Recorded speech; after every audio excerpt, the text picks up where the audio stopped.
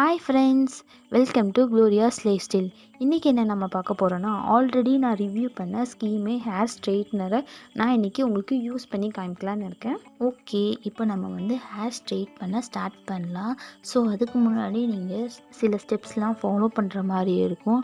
அப்படின்னா என்னென்னா, ஃபஸ்ட்டு நீங்கள் நல்லா ஹேரை வாஷ் பண்ணியிருக்கணும். பெட்டர் ஷாம்பு வச்சு வாஷ் பண்ணுறது இன்னும் பெட்டராக இருக்கும். அதுக்கப்புறம் நீங்கள் உங்கள் ஹேரை நல்லா ட்ரை ஆக்கிடணும். ட்ரை ஆனதுக்கப்புறம் தான் நீங்கள் இந்த ஸ்ட்ரெயிட்னிங்கே யூஸ் பண்ணணும். அதுவும் இல்லாமல் நீங்கள் உங்கள் ஹேரில் ஒரு சிங்கிள் ட்ராப் ஆஃப் ஆயில் கூட இருக்கக்கூடாது. அப்படின்னா உங்கள் ஸ்ட்ரெயிட்னிங் ஒர்க் ஆகாது. ஃபஸ்ட்டு என்னென்னா, நீங்கள் உங்கள்கிட்ட ஹீட் ப்ரொடெக்டிங் ஸ்ப்ரே அப்படின்னு கடையில் கிடைக்கும். அதை வாங்கி ட்ரை பண்ணுங்கள்.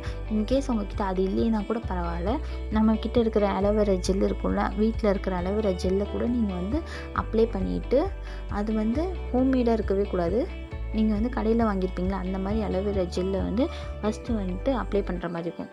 அதுக்கு முன்னாடி நீங்கள் என்ன பண்ணணும்னா, ஹேரை ரெண்டையும் நல்லா 2 சைட் ஸ்ப்ளிட் பண்ணிவிட்டு நல்லா டேங்கிள்லாம் ரிமூவ் பண்ணதுக்கப்புறம் தான் இந்த அலோவேரா ஜெல்லை நீங்கள் அப்ளை பண்ணணும். அப்ளை பண்ணதுக்கப்புறம் கொஞ்சம் என்னது வெட்டாக இருக்கும். அது நல்லா கொஞ்சம் ட்ரை ஆனதுக்கப்புறம் நீங்கள் ஹேர் ஸ்ட்ரெயிட்னிங் ஸ்டார்ட் பண்ணலாம்.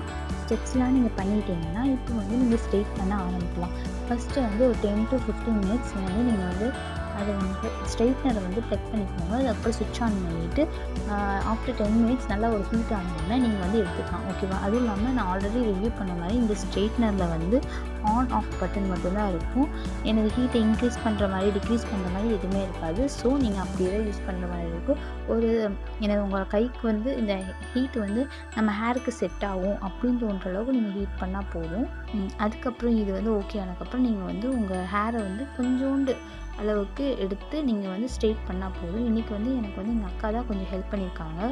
ஸோ அதனால் என்னால் ஃபுல்லாக பண்ண முடியல. ஆனால் எங்கள் அக்கா தான் கொஞ்சம் ஹெல்ப் பண்ணாங்க. இப்போ நீங்கள் என்ன பண்ணுறீங்கன்னா, கொஞ்சம் பாதி முடி இல்லை 2ஆக எடுத்து போட்டிருக்கல, கொஞ்சோண்டு கொஞ்சம் கொஞ்சமாக முடி எடுத்து அதை நீங்கள் ஸ்ட்ரெயிட் பண்ண ஆரம்பிங்க. அப்படின்னா அந்த ஹேர்க்குள்ளே 2 இடத்துல நடுவில் ஹேரை கொஞ்சோண்டு வச்சுட்டு, அதுவும் அந்த பிளேட்டில் தான் இருக்கணும். அந்த ஒரு மெட்டலை கொடுத்துருக்காங்களா, அந்த பிளேட்குள்ளே தான் அந்த ஹேர் இருக்கணும். அங்கே தான் மட்டும்தான் ஸ்ட்ரெயிட் ஆகும். அப்படியே நீங்கள் மேலே டாப் டு பாட்டம் வரைக்கும் எடுத்துகிட்டு போங்க. ஆர் சிலவங்க சீட் வச்சு பண்ணுவாங்க. நீங்கள் சீட் வச்சு பண்ணுறதுனாலும் சீட் வச்சும் பண்ணலாம். பண்ணிவிட்டு அதே மாதிரி ஒரு 2 to 3 டைம்ஸ் ஒரே ஹேரை பண்ணுங்க. பண்ணிவிட்டு இதே மாதிரி ஃபுல் ஹேருக்கும் நீங்கள் பண்ணி முடிக்கணும். பண்ணிட்டீங்கன்னா அதுக்கப்புறம் நீங்கள் உங்களுக்கே நிறைய சேஞ்சஸ் தெரியும். அதுக்கப்புறம் இப்போ பாருங்களேன், நான் ஆல்ரெடி எனக்கு 2 சைட் ஸ்ப்ளிட் பண்ணியிருக்கேன். ஒரு சைடு நான் ஸ்ட்ரெயிட் பண்ணியிருக்கிறது பாருங்கள், உங்களுக்கு நிறைய சேஞ்சஸ் தெரியும். ஏன்னா இந்த சைடு கொஞ்சம் கேர்லியாக இருக்குது, ஆனால் இந்த சைடு நல்லா ஸ்ட்ரெயிட்டாக இருக்குது. ஸ்ட்ரெயிட் ஆனது மட்டும் இல்லாமல் ஒரு என் ஹேருக்கே ஒரு ஷைனிங் கோட்டிங் கொடுத்த மாதிரி எனக்கு ஃபீல் ஆகுது. உங்களுக்கு இந்த இதில் கேமராவில் தெரியுதா நான் எக்ஸாக்டாக எனக்கு தெரியல. பட் எந்த இடத்துல நான் ஸ்ட்ரைட்னிங் பண்ணியிருக்கணும் அங்கே ஒரு ஷைனிங்காக இருக்குது. என் முடி ஃபுல்லாக ஷைனிங்காகவும் நல்லா கொஞ்சம் ஸ்ட்ராங்காகவும் இருக்கிற மாதிரி எனக்கு ஃபீல் ஆகுது. அதுக்கப்புறம் இந்த ஸ்ட்ரெயிட்னிங் எனக்கு தெரிஞ்சு இந்த 1 டே மட்டும்தான் நிற்கும் நான் நினைக்கிறேன்.